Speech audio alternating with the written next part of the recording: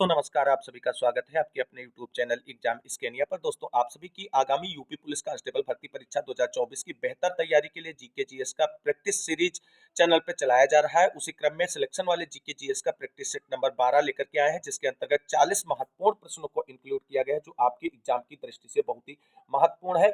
और जो ये प्रैक्टिस सीरीज आप सभी लोगों के लिए चैनल पर चलाई जा रही है, इसमें आपके एग्जाम को ध्यान में रखते हुए ही क्वेश्चंस को तैयार किया गया है। तो आप सभी से निवेदन है कि वीडियो को लाइक करें, दोस्तों में शेयर करें। जितने भाई बहन चैनल पे पहली बार विजिट कर रहे हैं, आगे की तैयारी को फ्री ऑफ कॉस्ट जारी रखना चाहते हैं, तो प्लीज चैनल को सब्सक्राइब करके बेल आइकन जरूर दबाएं, लेटेस्ट और बेहतरीन प्रैक्टिस सीरीज जारी रखने के लिए। तो आइए साथियों शुरू करते हैं आज का ये प्रैक्टिस सेट और देख लेते हैं प्रैक्टिस सेट नंबर 12 का पहला क्वेश्चन। दोस्तों पहला प्रश्न है आज के वीडियो का, रामकृष्ण मिशन की स्थापना किसने की थी? तो राइट आंसर आपका बनेगा option number B. Ramakrishna mission की स्थापना स्वामी विवेकानंद ने 1879 ईस्वी में की थी। अगला प्रश्न है दोस्तों, आजाद हिंद फौज के सैनिकों पर चली मुकदमे की पैरवी करने वाले दल की अध्यक्षता किसने की थी? तो राइट आंसर होगा दोस्तों इस प्रश्न का option number A, Bhulabhai Desai ने की थी। अगला प्रश्न है, वक्राकार ईंटें सिंधु सभ्यता में कहां से मिली? तो राइट आंसर इस प्रश्न का होगा ऑप्शन नंबर सी, चनहूतड़ों से वक्राकार ईंटों की प्राप्ति हुई थी। अगला प्रश्न है दोस्तों, निम्नलिखित में से किसने शिक्षा के एक महान केंद्र विक्रमशिला महाविहार का निर्माण करवाया था?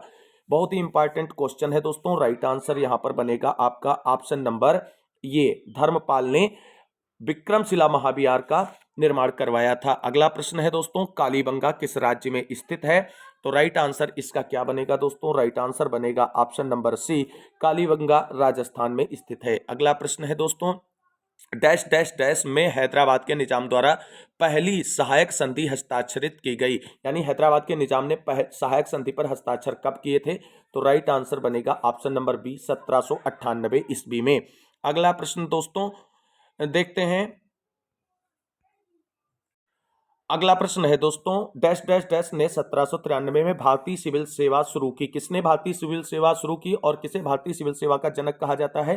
तो दोस्तों राइट आंसर इसका क्या होगा? इस प्रश्न का राइट आंसर बनेगा option number B, Lord Cornwallis के द्वारा 1793 में भारतीय सिविल सेवा की शुरुआत की गई थी और उन्हें भारत में सिविल सेवा का जनक भी कहा जाता है। अगला प्रश्न देखते हैं दोस्तों।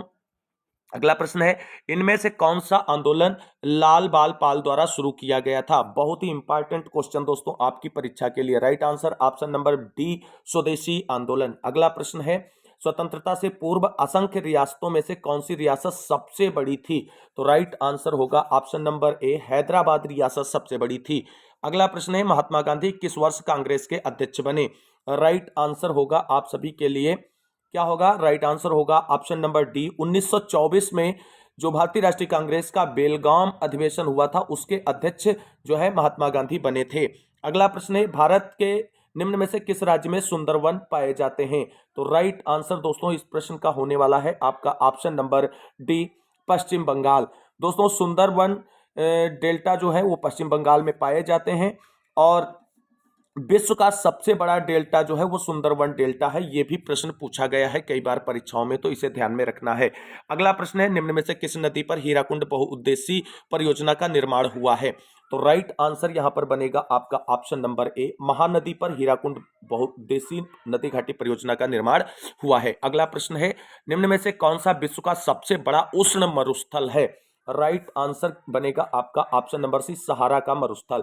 अगला प्रश्न है, मधुबनी लोक कला शैली किस राज्य से संबंधित है?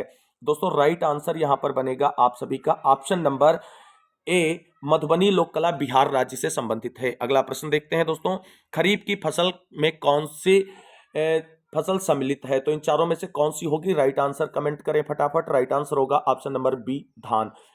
अगला प्रश्न देखते हैं दोस्तों। अगला प्रश्न है आप सभी के लिए, अनार्जक संपत्ति यानी एनपीए जो पिछले कुछ वर्षों से सुर्खियों में है, वह किससे जुड़ी है? तो राइट आंसर इस प्रश्न का क्या बनेगा? इस प्रश्न का right answer option number B बनेगा, बैंकिंग प्रतिष्ठानों से जुड़ी हुई है। अगला प्रश्न है, राष्ट्रीय शहरी स्वास्थ्य मिशन अर्थात एनयूएचएम का उद्देश्य किसकी स्वास्थ्य आवश्यकताओं की पूर्ति है? तो राइट आंसर क्या बनेगा इस प्रश्न का? राइट आंसर बनेगा ऑप्शन नंबर बी, शहरी गरीब लोगों की स्वास्थ्य की आवश्यकताओं की पूर्ति के लिए किया गया है। अगला प्रश्न है, मध्याह्न भोजन योजना यानी मिड डे मील स्कीम का उद्देश्य क्या है? तो इस प्रश्न का दोस्तों राइट आंसर क्या होगा? राइट आंसर होगा ऑप्शन नंबर सी, बच्चों की उच्च धारण दर और उच्च पोष की स्थिति। आप सभी लोगों को बताना है कि मध्याह्न भोजन योजना का वर्तमान में नाम बदलकर क्या कर दिया गया है, ये आप सभी को कमेंट करके छाप देना है कमेंट बॉक्स में। अगला प्रश्न है दोस्तों, 12वीं पंचवर्षीय योजना की अवधि थी यानी किस सन से किस सन तक लागू की गई थी? राइट आंसर होगा ऑप्शन नंबर सी, 2012 से 2017 तक जो है 12वीं पंचवर्षीय योजना, और ये अंतिम पंचवर्षीय योजना थी। अगला प्रश्न है, निम्नलिखित में से कौन सा रोजगार प्राथमिक क्षेत्र से जुड़ा हुआ नहीं है? तो राइट आंसर बनेगा ऑप्शन नंबर डी, पुजारी का जो रोजगार है वो प्राथमिक क्षेत्र से जुड़ा हुआ नहीं है।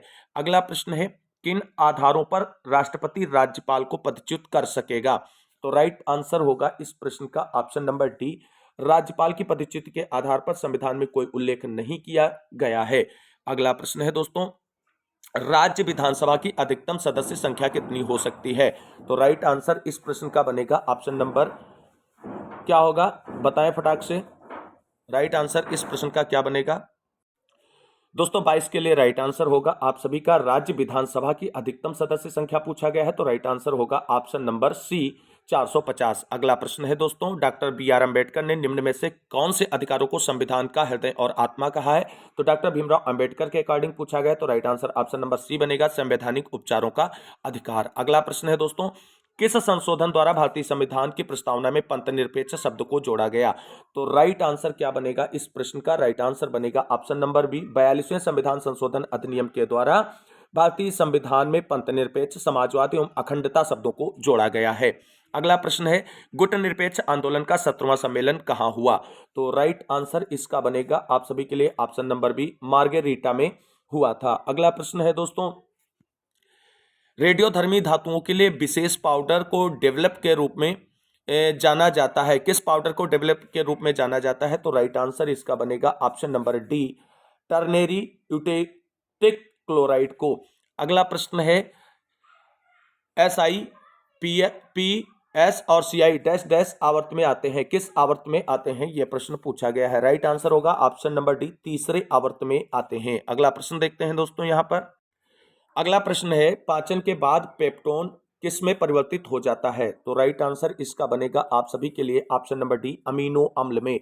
अगला प्रश्न है, छोटे छिद्रों वाले गोलाकार दर्पण की वक्रता त्रिज्या फोकस दूरी के बराबर होती है, किसके बराबर होती है? तो राइट आंसर बनेगा आपका ऑप्शन नंबर ए, दोगुने के बराबर होती है। अगला प्रश्न है दोस्तों, कण बोसान नाम का संबंध है, किससे संबंध है इसका? और ये बहुत ही इंपॉर्टेंट क्वेश्चन है आप सभी के लिए, तो राइट आंसर होगा option number B, SN Bose से। अगला प्रश्न देखते हैं दोस्तों। अगला प्रश्न है दोस्तों, अंतर्राष्ट्रीय स्वयंसेवक दिवस कब मनाया जाता है? राइट आंसर इसका बनेगा आप सभी के लिए ऑप्शन नंबर सी, 5 दिसंबर को अंतर्राष्ट्रीय स्वयंसेवक दिवस मनाया जाता है। अगला प्रश्न है, भारत में ASLB पहली बार कब इस्तेमाल किया गया था? तो राइट आंसर इसका बनेगा आप सभी के लिए ऑप्शन नंबर बी, 1987 ईस्वी में। अगला प्रश्न है दोस्तों, तिरुचिरापल्ली में प्रतिष्ठित श्रीरंगम के रंगनाथ स्वामी मंदिर के लिए मेरिट का यूनेस्को पुरस्कार किसने प्राप्त किया? तो राइट आंसर क्या बनेगा इस प्रश्न का? राइट आंसर होगा ऑप्शन नंबर बी, एडाप्पादी के पलानिच्चिमी। अगला प्रश्न है दोस्तों, शतरंज के ग्रैंड मास्टर का खिताब जीतने वाली सबसे कम उम्र की भारतीय महिला कौन है? यह प्रश्न है आप सभी के लिए। राइट आंसर होगा option number C, Humpy Koneru. अगला प्रश्न है दोस्तों, इनसैट 3D एक उन्नत मौसम निगरानी पेलोड वाले मौसम उपग्रह को कब लॉन्च किया गया था? तो राइट आंसर इसका बनेगा आपके लिए ऑप्शन नंबर बी, वर्ष 2013 में। अगला प्रश्न है, किस देश के प्रधानमंत्री के निवास को टेम्पल ट्रीज कहा जाता है? बहुत ही अच्छा क्वेश्चन है और इसी तरीके के क्वेश्चन आप सभी की परीक्षा के लिए इंपॉर्टेंट हो जाते हैं, तो राइट आंसर होगा ऑप्शन नंबर सी, श्रीलंका। अगला प्रश्न है दोस्तों, IUCN का पूर्ण रूप क्या है, यानी फुल फॉर्म पूछी गई दोस्तों, और हर प्रैक्टिस सेट में एक फुल फॉर्म आप सभी को देखने को मिल रही, तो एक फुल फॉर्म आप सभी की एग्जाम की दृष्टि से इंपॉर्टेंट हो जाती है। तो राइट आंसर क्या बनेगा इस प्रश्न का? राइट आंसर बनेगा option number B, International Union for Conservation of Nature. अगला प्रश्न दोस्तों पुस्तकों से है और पुस्तक से भी एक प्रश्न आपकी परीक्षा में 100% कंफर्म है। स्टेट ड्राइव पुस्तक के लेखक कौन है? तो राइट आंसर क्या होगा इस प्रश्न का? राइट आंसर होगा option number B, Sunil Gavaskar. दोस्तों आप सभी लोग देख सकते हैं कि इसको हम इस तरीके से भी पहचान सकते हैं कि स्टेट ड्राइव किस में लगता है, क्रिकेट में लगता है, तो क्रिकेट में लगता है तो ये दो नाम यहाँ पर नहीं हो सकते हैं। यानी ये दो नाम आपके यहाँ पे नहीं हो सकते हैं, विश्वनाथन आनंद और प्रकाश पादुकोण। कपिल देव और सुनील गावस्कर में से एक ही हो सकता है, तो राइट आंसर आपका बन गया सुनील गावस्कर। अगला प्रश्न देखते हैं दोस्तों, अपोलो 11 पहला कृत्रिम उपग्रह है जिससे मनुष्य चांद पर उतरा था, किस वर्ष प्रक्षेपित किया गया था? तो इस प्रश्न का राइट आंसर क्या होगा? ऑप्शन नंबर सी, वर्ष 1969 ईस्वी में। अगला प्रश्न है दोस्तों, एशियाई खेलों को दिल्ली में पहली बार किस वर्ष में आयोजित किया गया था? राइट आंसर इसका बनेगा ऑप्शन नंबर डी, 1951 ईस्वी में। अगला प्रश्न देखते हैं दोस्तों, आज के वीडियो का अंतिम प्रश्न है दोस्तों, सागर बहती ऐतिहासिक बोस्टन मैराथन को पूरा करने वाले पहले दृष्टिहीन भारतीय धावक कौन बने हैं? सागर कहां से हैं?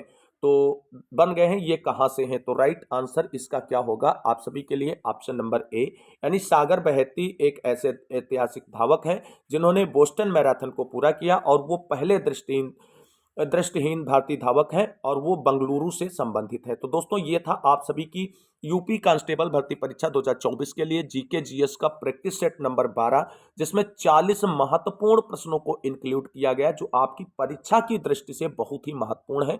उम्मीद करते हैं आप सभी को वीडियो अच्छा लगा होगा। अगर वीडियो अच्छा लगा है तो लाइक करें, दोस्तों में शेयर करें। अभी तक चैनल को सब्सक्राइब नहीं किया है तो आगे की तैयारी को बेहतरीन ढंग से जारी रखने के लिए चैनल को सब्सक्राइब करके बेल आइकन जरूर दबा लें। इस वीडियो में बस इतना ही, मिलते हैं अगली वीडियो में नेक्स्ट प्रैक्टिस सेट में इंपॉर्टेंट प्रश्नों के साथ। तब तक के लिए सभी साथियों को जय हिंद, जय भारत, वंदे मातरम।